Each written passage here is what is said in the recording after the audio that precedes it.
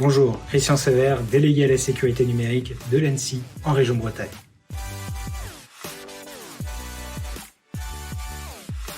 Face aux risques numériques, des solutions existent. Et pour vous accompagner, plusieurs organisations, dont des partenaires que vous sollicitez au quotidien, sont en capacité de vous aider, à la fois sur le diagnostic, mais également sur l'accompagnement d'un plan d'action, voire même en réaction à une cyberattaque qui pourrait demain se présenter à vous. Thomas Dubois, je suis chargé de mission RGPD et cybersécurité au centre de gestion d'Ille-et-Vilaine. Le CDG 35 a été désigné par plus de 300 collectivités via convention comme délégué à la protection des données. À ce titre, les collectivités peuvent nous solliciter pour des séances de sensibilisation. Dans le cadre de notre accompagnement, nous avons conventionné avec le syndicat mixte Mégalis Bretagne, qui propose également de l'accompagnement à ce niveau. Nous avons également échangé avec la gendarmerie, qui propose des diagnostics, afin, pareil, de couvrir le mieux possible le territoire. Je suis l'adjoint-chef prieur, je suis au groupement de gendarmerie d'Ille-et-Vilaine. J'ai entendu parler du dispositif immunité en 9 points. Qu'est-ce que c'est ? Le dispositif immunité, c'est 9 points. 9 points simples.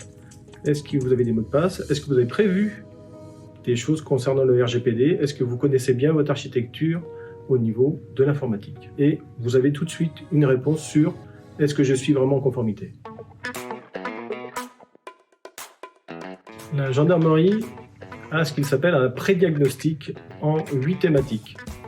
Par rapport à l'immunité qu'on a vue auparavant, c'est quelque chose de bien plus développé qui va justement vous permettre d'aller au fond des choses et vous donner des pistes pour pouvoir améliorer justement la sécurité informatique au niveau de la mairie. Le plus important est de faire le point sur vos pratiques. Vous avez parfois déjà mis des choses en œuvre et il est nécessaire de les renforcer.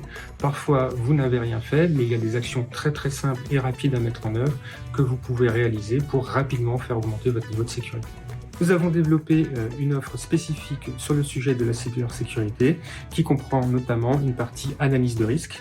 L'idée étant pour chaque collectivité de pouvoir proposer un état de lieu des pratiques mises en œuvre dans la collectivité et d'en déduire un plan d'action afin de faire augmenter le niveau de sécurité.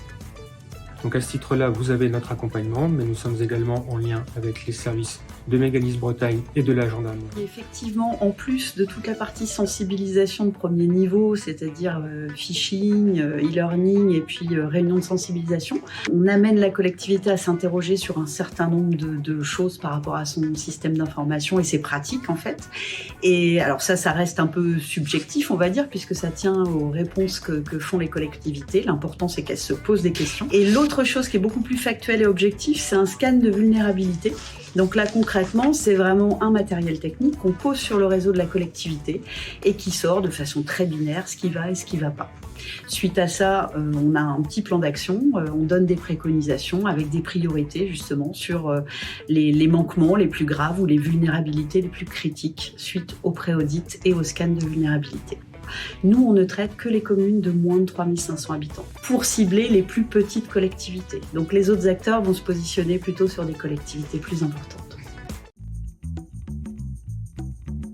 Je suis Olivier Gouin, je suis au service du pôle d'excellence cyber, en charge du programme EDIH Bretagne et du programme d'accompagnement de la cyber-résilience des territoires et des entreprises. Nous sommes un acteur de confiance et on agrège l'intégralité des entreprises qui sont spécialisées afin de permettre un accompagnement de compétences de proximité.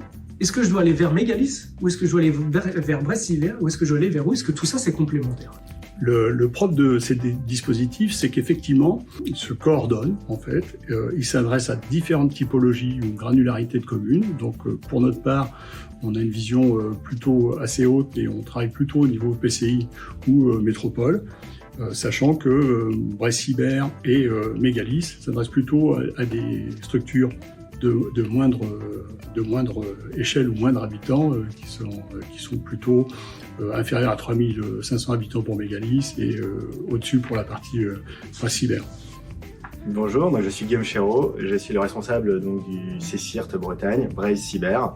En tant que collectivité, commune, collectivité territoriale, vous pouvez accéder à nos services directement par Mégalis et ce sont des services de surveillance et de détection de la menace. Un premier service qui va consister à vérifier si parmi vos collaborateurs, vos agents, il n'y a pas des données fuitées sur Internet. Donc c'est la solution Another Way. Ensuite, il y a de la veille en vulnérabilité où tout au long de l'année, on vous donne des bulletins pour vérifier si vos systèmes d'information ne pourraient pas être vulnérables et donc pour les mettre à jour. Le troisième service, c'est des scans de vulnérabilité externes. Donc on vient vérifier depuis l'extérieur si vos systèmes d'information ne présentent pas des vulnérabilités qui pourraient être utilisées par des attaquants. Et enfin, la dernière solution que nous proposons, c'est une solution d'analyse de fichiers, c'est-à-dire d'un portail dans lequel vous pouvez tester les fichiers que vous considérez comme suspects. Et ce portail, ce service va vous répondre pour savoir si ce fichier est malveillant ou si ce fichier est tout à fait légitime et peut être utilisé normalement.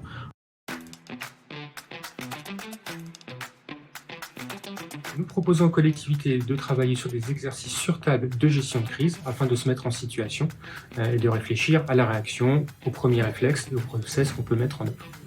Nous proposons également de travailler avec les collectivités sur les plans de continuité d'activité, l'idée étant de savoir comment on va gérer l'ouverture des services aux usagers et le service rendu en l'absence de système d'information. Alors concrètement, on propose un exercice de gestion de crise cybersécurité, c'est-à-dire qu'on se met dans les conditions réelles d'une cyberattaque et on apprend à s'organiser en tant qu'élu, en tant que responsable des services informatiques ou chargé de com. La particularité peut-être dans le décor, puisque comme vous le disiez, effectivement le CDG 35 le propose aussi, c'est que nous, on va proposer ça à nos membres, c'est-à-dire les intercommunalités principalement, le département, à l'échelon DG, directeur général, DGA, directeur général adjoint ou DSI. Voilà. Et le complément, il est là puisque le CDG, lui, s'adresse plutôt aux communes.